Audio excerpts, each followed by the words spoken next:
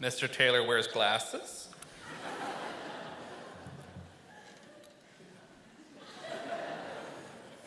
I think I look pretty good.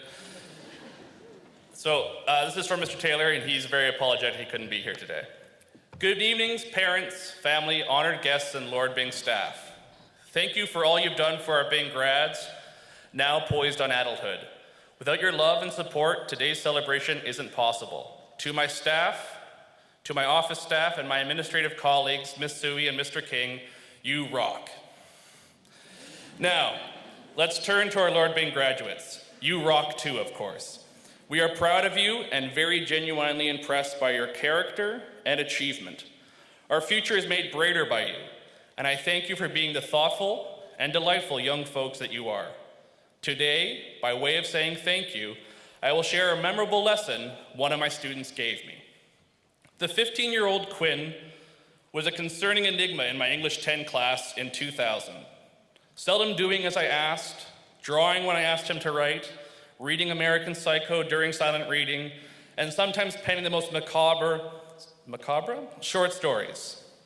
The trench-coated darkness of his persona and the reluctance of Quinn's participation was, I eventually learned, only his well-honed guardedness, developed to a certain perfection after considerable bullying and misunderstanding in elementary school. But let me assure you that by grade 12, when Quinn spoke, we listened, for his consistent, quiet determination was well noted. Fortunately, my patience was rewarded with a little of his trust. April 28, 2003. The writing class worked outside in the sunshine on their Lies My Parents Have Told Me pieces for their portfolios. Wow, they really seem to have a lot to write about. Who knew parents told so many lies? This day was the first time I met a younger student who had been actively mentored by Quinn. Like so many students on a sunny day, James apparently had a spare, which perhaps was the first really open smile of joy I'd seen from Quinn. He introduced James and asked if James could join us for the class. Not being an administrator in those days, I said sure, and the two of them sat down to laugh and conspire together. Sadly, and quite unexpectedly that evening, Quinn passed away at home. And in the days afterwards, I was privileged to learn more about the integrity and grace of Quinn. Always hopeful of approval, yet mindful of wanting it. Always respectful to those around him. Patiently, Quinn had looked amongst his classmates for trust, for meaningful and lasting friendships, and he had found them. Quinn was a writer, an artist, and a mentor. He was very careful with trust, but his friendships were deep allegiances. The following September, in spite of a profound written output disorder, Quinn's mentee James joined the Writing 12 class. And I learned that Quinn not only embodied integrity, but he also recognized and nurtured it in others. In spite of his challenges, James had more positive and powerful influence in the writing class than any student I had taught. He elevated everyone's work with the insights Quinn had taught and a willingness to share them. For 14 years now, 17 of Quinn's friends continue to reunite from around the world, not once, but twice a year at the family home to reaffirm the allegiance and to acknowledge Quinn's lasting contributions to their lives. His grace and integrity was always there. Byng Grads, being the most connected generation ever is both a blessing and a curse, for you have to discern fact from fiction in a media world of second-by-second immediacy and inaccuracy. Our sensationalized information stream demonstrates a disinclination to seek out and recognize integrity. In fact, integrity appears to be on the run.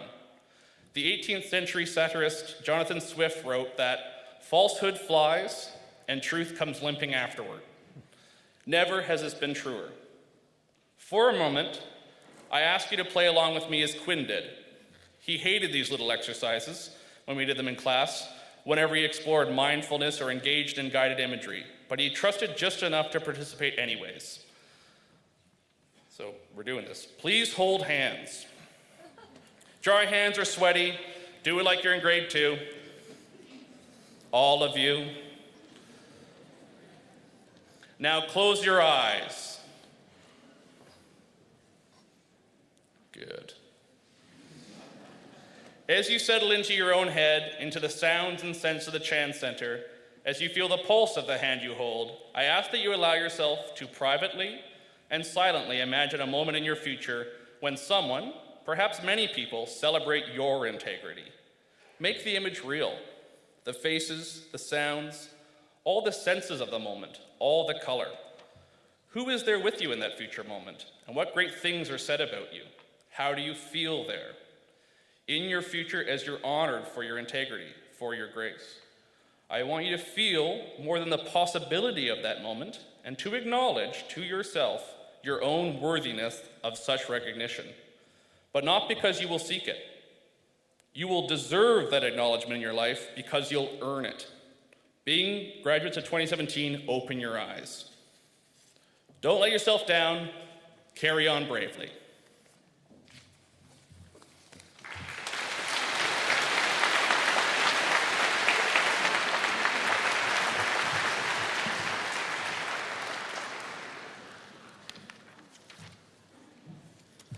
Thank you to Mr. Taylor for sharing his thoughts and wishes for the grads, and for trusting me to deliver it for him.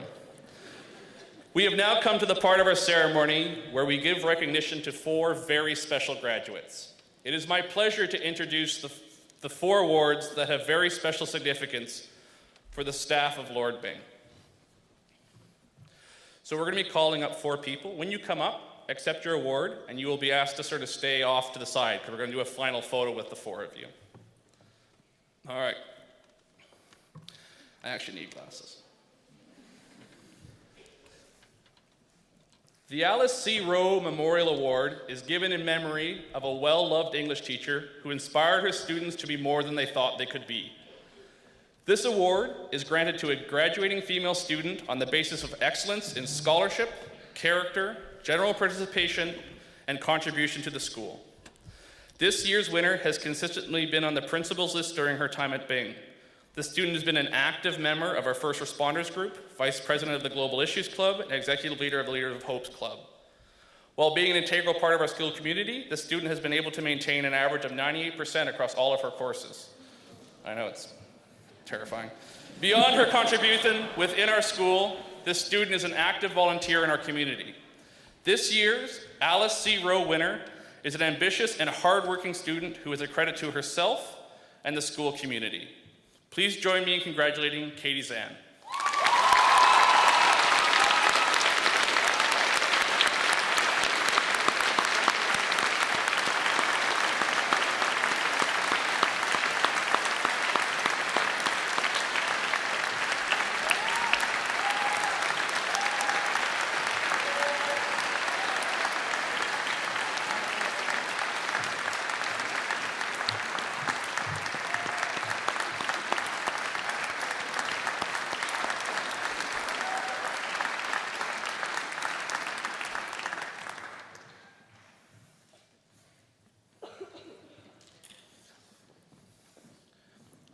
The Eric Hayes Memorial Award. Eric Hayes taught social studies at Lord Byng. He also taught leadership and sponsored student council. Eric was a giant of a man in size and in heart who died too soon at the age of 31. This award has been created and is given to the graduating male student who excels in scholarship and contribution to the school, and who shows the same caring, compassionate character as Eric Hayes. In addition to maintaining a high level of academic success throughout the school year, this year's winner has been an active member of Byng's athletic program while being an exemplary citizen of the school. This student has been Athlete of the Year in grade 10, 11, and 12. Beyond his success on the tracks or courts, this student has spent the past year as a peer counselor, working closely with grade 8s, mentoring them during the early years of Byng. This year's Eric Hayes Memorial winner is hard to miss in the hallway with his towering frame and beaming smile. Please join me in congratulating Nathan Bromage.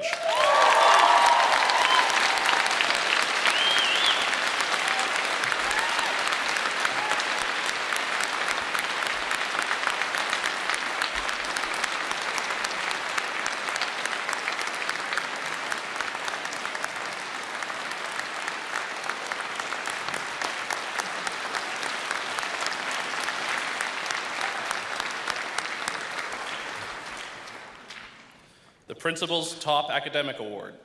This academic award is presented to the most outstanding academic student in the grade 12 class. This year's winner is a curious, active, outside-the-box thinker with a very impressive 98.8% average in grade 11 and an astonishing 99.2% average for the first 2 grade 12 terms in 8 academic courses, including a 100% 2-term achievement average in 2 advanced placement courses. Active in both Leaders of Hope and the Debate Club, this diligent and insightful student intends to pursue a career in engineering or sciences. Would Judy Belleville please come forward to receive the 2017 Principal's Top Academic Award?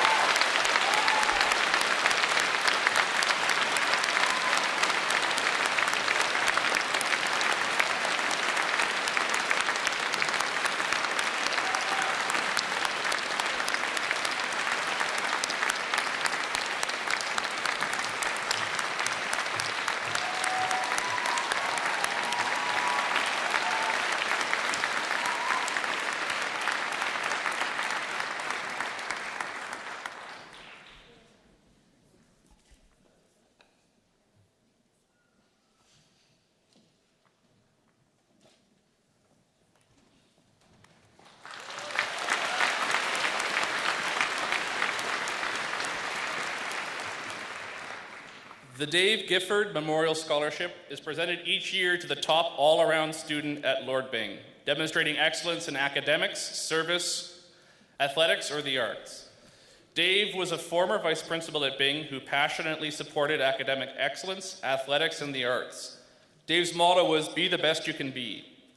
This year's Dave Gifford Award winner has an 88% average for grade 11s and 12.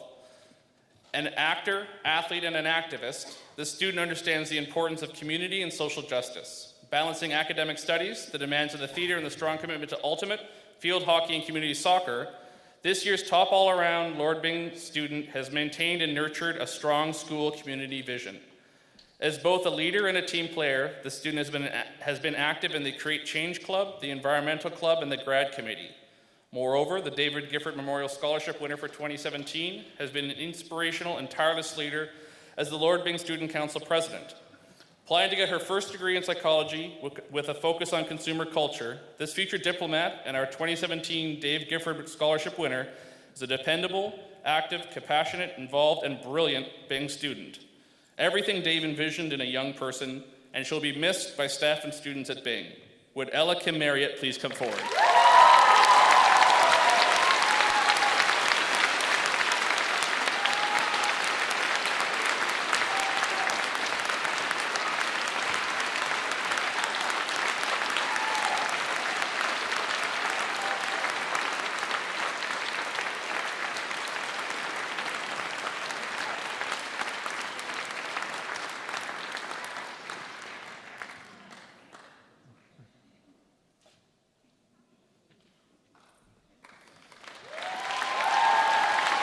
Congratulations, Katie, Nathan, Julie, and Ella.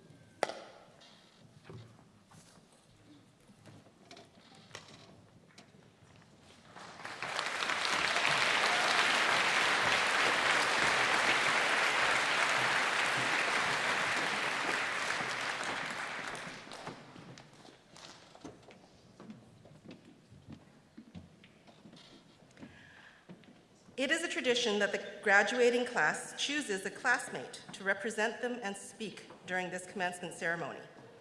Being chosen from amongst so many fine Byng grads is quite an honor. It is my pleasure to introduce the wonderful young man our 2017 graduates have chosen, Nathan Bromwich, to please come up to the podium to present the Lord Byng 2017 valedictory address.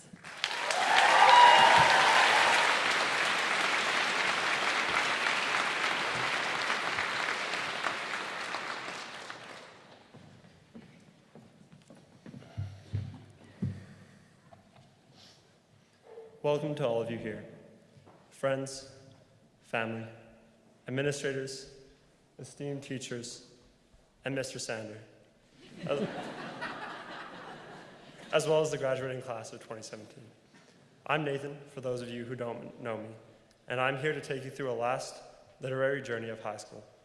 But before I go any further, I want to thank the administrators, office staff, support workers, Rudy, and the custodians for the incredible work they do behind the scenes.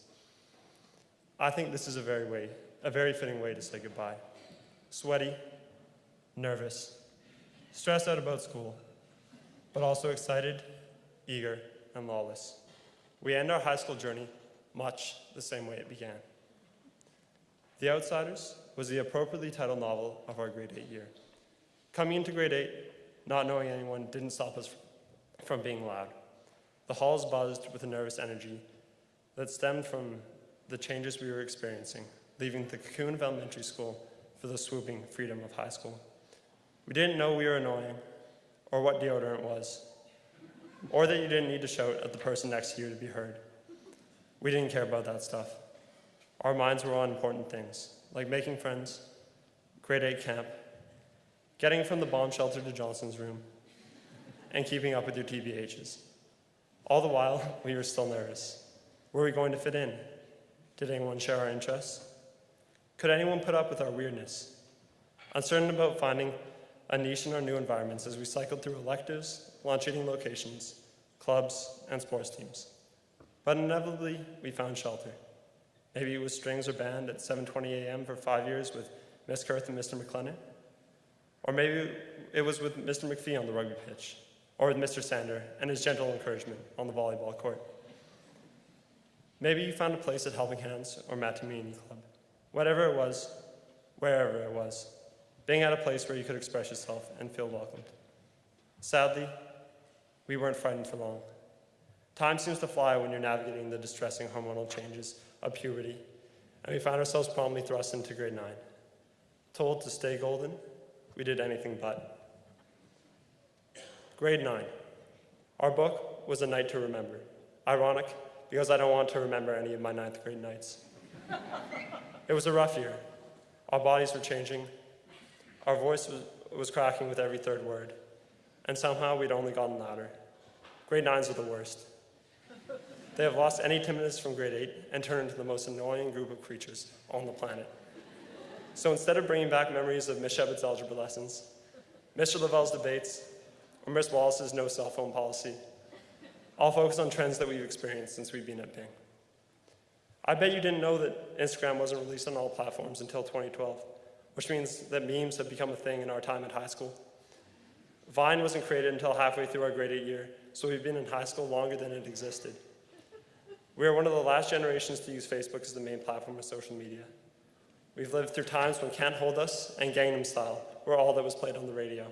Harlem Shakes were a new thing, and What Does the Fox Say hadn't been suppressed in our memories. Globally, 2013-14 felt like a much simpler time.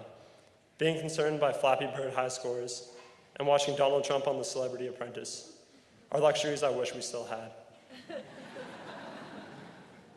Cell phones have become a constant distraction from real life, which can be a blessing depending on the teacher, or a curse when you spend more time on Instagram than you have outside.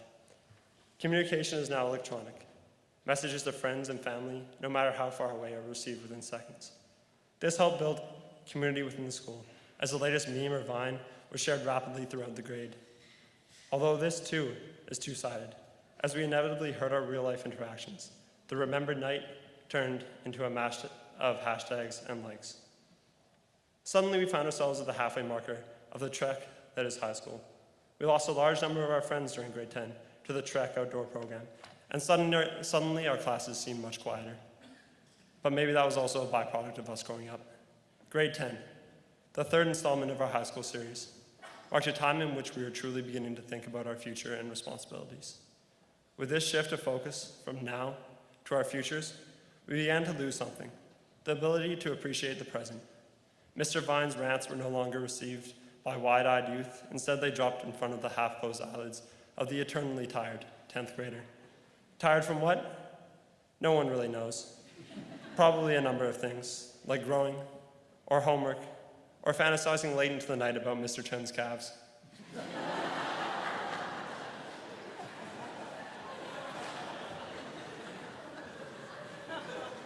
Whatever the reason, suddenly things felt important. Our grade 10 novel was To Kill a Mockingbird, where we read about Jem and her brave father, the ethical lawyer Atticus Finch. Luckily, we each had our own incredible parents, gently guiding us as they slowly began loosening the tightly gripped reins, still driving us everywhere, helping us with our homework, booking appointments, checking in constantly, but also letting us make mistakes, allowing us to grow. My words can't properly express how grateful we are of everything you've done and continue to do for us, as well as for all the times you've done nothing and let us learn our own lessons. Thank you for everything and more. Hey grads, what about having sex at lunch? Did you know that no other school in the city offers their students sex at lunch? What an awesome way to learn about our bodies and have fun.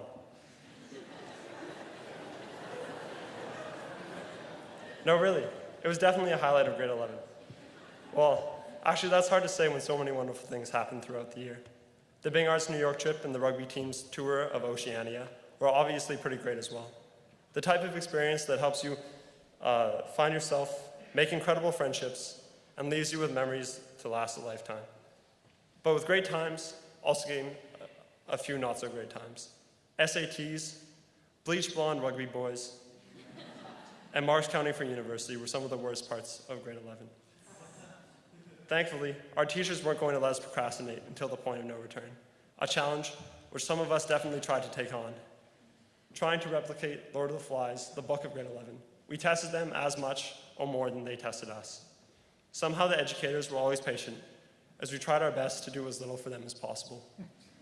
Mr. Lowe taking on the tedious task of teaching rugby boys complicated things like vector quantities, thermodynamics, and how gravity works. Or Mr. Pelchier managing to be cheerful every day to a point where it's almost weird. The teaching staff at Lord Byng is stupendous, accommodating a wide variety of interests and nurturing passions in all realms of life. Byng is such a dynamic and diverse blend of arts, academics, and athletics, all mostly a result of the efforts of the staff at the school. There are too many memorable teachers to thank by name. The outstanding involvement demonstrated by the staff that comprise this school is something that has made my time at Byng truly special. Teachers, thanks to each of you for making a positive, lasting impact on our lives. So as I've been told many times before, you were a pleasure to have in class, and you won't soon be forgotten. Now it's grade 12. Some of you may feel that it took far too long to get to this point and want it to be finished. And some of you probably feel like the past 4 years have flown by way too quickly and aren't ready for the end. Well, whichever it might be, we're close. We're almost done. Together we've made it through 5 eventful years of growth, change, strife, and hardship. We walked into those hallowed halls on the first day of our last year with a kind of quiet confidence, thinking, now we run the grad hall and effectively the rest of the school as well. The record was quickly set straight as the work started piling in and applications started flying out. We weren't done yet.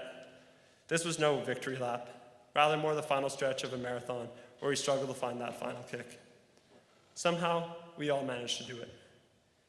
And we'll be leaving this place for good. But before goodbyes are said, I want to reflect on this final hurrah.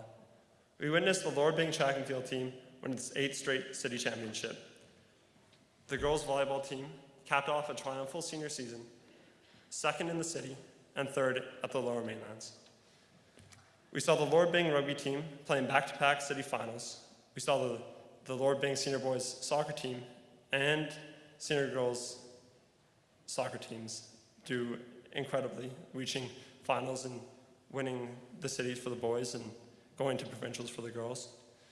And likewise, the senior boys basketball team finished top 6 in the province the last 2 seasons. As for the arts at Byng, the Celebrated Strings program toured the West Coast, and the band program completed a successful tour of Ireland.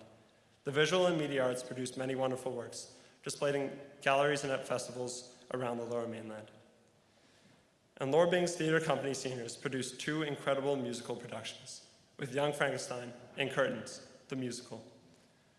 So many things have changed since grade 8, but some things at Byng, for me at least, will have remained unchanged. At least one lunchtime a year, bread and beets blast the gym. Miss Kurth still scares me. Mr. Collins continues to cause students to ponder reality. Miss Sullivan struggles to fix our never-perfect schedules. Mr. Johnston constantly entertains. Mr. Cosman reigns as the gentleman in the skills room. And Mr. Nugent, no matter how many times he says he is in no way a role model, will always remain one. These are some of the things of Byng that will last in my mind until long after the Byng I loved has gone. Now the cycle has come full circle. We are about to be grade 8s again. The prologue to our life is almost over. Now it's time to get on with our adventures. The amazing supportive network at Byng has given us all the tools to do truly great things. And although it's not possible for me to guarantee success to any, let alone all of the students here, if you manage to keep the metrics you use to measure your success in the right places, then it is attainable for anyone. If we remember that many things are more important than our image, social media, or money, such as living our lives with integrity and striving to make the world a better place, it will allow us to define our own success, making it possible for every one of us to do great things in our own way. Now it's time for us to get going, because as Narnia novelist C.S. Lewis says, there are far, far better things ahead than any we leave behind. Congratulations, graduating class of 2017.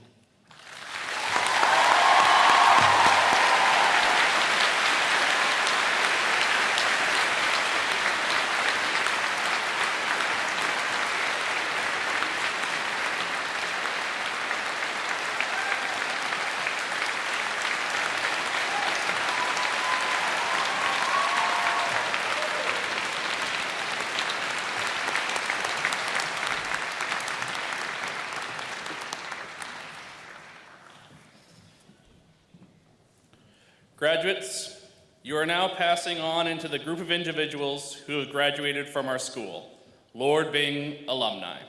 It's a good group. Byng is a school that cares about students, fosters ability, nurtures talent, and creates opportunities. As you graduate, our school community passes on to each one of you the responsibility of the Byng tradition, that is maintaining excellence in academics, athletics, arts, and service, and with it some of the challenges of our times. You will now, as graduates of Lord Byng, have the responsibility to maintain excellence in the area which is truly the greatest tradition of the school, Custos Morum, guardian of morals. That's the Latin. You can read it. Acknowledge and protect the integrity of those you meet in life. Congratulations, Byng Grads, and best wishes for the future.